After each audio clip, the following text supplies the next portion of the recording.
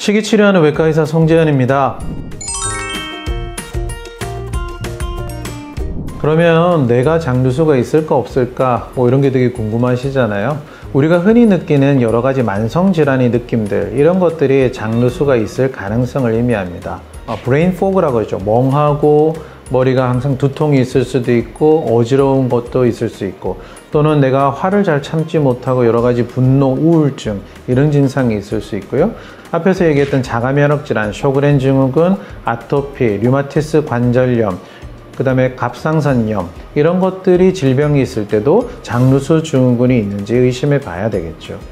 그 외에도 만성적으로 나는 항상 늘 피곤하고 통증이 있고 아픈데 원인은 없다고 병원에 가서도 원인을 제대로 찾지 못한다, 이럴 때도 장누수 증후군을 의심해 보셔야 됩니다. 자, 그렇다면 장누수 증후군은 어떻게 치료할 수 있을까요?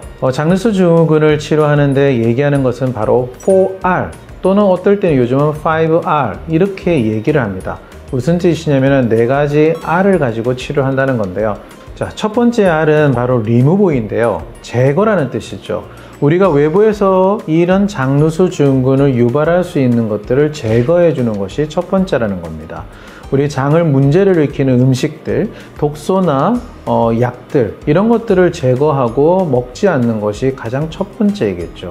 내가 어떤 것이 장을 해롭게 하고 있는지를 확인하시는 것이 정말 좋습니다. 앞에서 한번 얘기 드린 적이 있는데요. 그 푸드 알러지 검사 또는 푸드 민감도 검사란 것이 있었죠. 이런 것도 검사를 통해서 내 몸에 해가 되는 음식을 찾아서 제거해 주는 것도 좋은 방법입니다. 두 번째는 리플레이스입니다. 바로 대처를 하자는 겁니다. 즉, 장에 좋은 음식들로 바꿔야 된다는 거죠. 제가 앞서 얘기한 식이요법이 질병을 치료하는 강력한 도구가 될 수 있는가, 이때 얘기할 때 바로 이 리플레이스에서 우리가 식이요법을 정말 제대로 적용해 주셔야 됩니다. 저는 그 강력한 도구로 키토제닉이나 저탄고지를 가능 권하고 있는데요. 사실은 체중 당화 산물이라는 문제에 있어서는 저탄고지를 할 때도 우리가 신경을 써서 해야 되는데, 이것은 다음번에 제가 한번 자세하게 다뤄보도록 하겠습니다. 세 번째는 리오큘레이션, 즉 장내에 좋은 유산균들이 살 수 있도록 좋은 유산균들을 채워줘야 된다는 건데요. 좋은 유산균들이 살아가고 채워지기 위해서는 유산균을 넣어주는 것도 필요하지만 그 유산균들이 잘 먹고 살 수 있는 먹이도 잘 넣어줘야 됩니다. 이런 것들을 잘 생각하셔서 세 번째 단계를 잘 해 나가셔야 됩니다. 네 번째 단계는 바로 리페어입니다. 손상된 장 점막들을 재생시켜야 되는 거죠. 이런 장 점막들을 재생할 것들은 바로 우리가 좋은 유산균들이 나타내는 포스트바이오틱스라고도 하죠. 그런 물질들을 충분히 잘 공급해 줘야 되고요.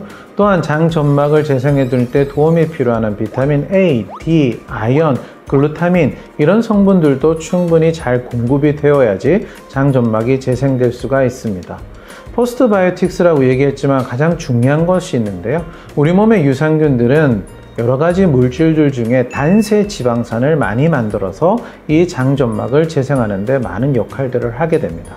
그러니 단세 지방산과 가까운 물질들을 먹는 것도 정말 중요한 장점막 재생작용의 중요한 키가 될 수 있겠습니다. 다섯 번째는 새로 나오기도 하고 그렇지 않은 앞의 얘기들을 종합한 거기도 하는데요. 바로 리밸런스입니다. 밸런스가 맞도록 계속 유지할 수 있어야 된다는 거죠. 어쨌든 이 치료 방법에 있어서 가장 근간은 식이요법을 통해서 장에 염증을 일으키지 않고 외부 독소가 배제된 식단, 이것을 하는 것이 제일 중요하고요. 여러 가지 염증 물질들이 일어나는 식단들을 배제하는 것도 아주 중요한 방법입니다. 단세 지방산과 같은 좋은 효과를 나타낼 수 있는 풍부한 지방산을 공급해 주는 것도 식이요법에서는 제일 중요하겠죠. 바로 이렇게 장누수 증후군을 치료할 때는 근본이 되는 식이요법을 잘 하시면서 거기에 필요한 여러 가지 비타민이나 미네랄 제제들을 하였을 때 올바른 장누수 증후군이 치료가 됩니다. 그러니 이런 장누수 증후군을 치료해서 질병을 치료할 수 있고, 그 질병을 치료하는 데 가장 중요한 도구가 바로 식이요법이라고 생각하셔야 됩니다. 식이요법은 단순하게 우리 질병을 치료하는 데 보조해주는 수단이 아니라 정말 강력한 도구로서 사용할 수 있기 때문에 얼마만큼 이 식이요법을 잘 알고 있어야 되고 얼마만큼 잘 적용해야 되는지 잘 생각해 주셨으면 좋겠습니다. 그런데 저희들을 혹하게 하는 이런 문구들이 있는데요. 이것만 먹으면 질병이 치료가 된다. 이것만 하면은 정말 좋아진다. 이런 것들이 너무 많습니다. 그런데 제가 생각하는 것은요, 어떤 특정 비타민, 어떤 특정 미네랄들이 질병을 치료하는 것이 아니라고 생각해요. 정말 우리 몸의 밸런스를 맞춰줄 수 있고 우리 몸을 원상으로 회복해주는 온전한 식이요법이 가장 중요한 치료법이 되는 것입니다. 이런 식이요법이 가장 잘 발휘가 될 수 있도록 도와줄 수 있는 여러 가지 영양제를 같이 사용한다면 정말 금상첨화겠죠.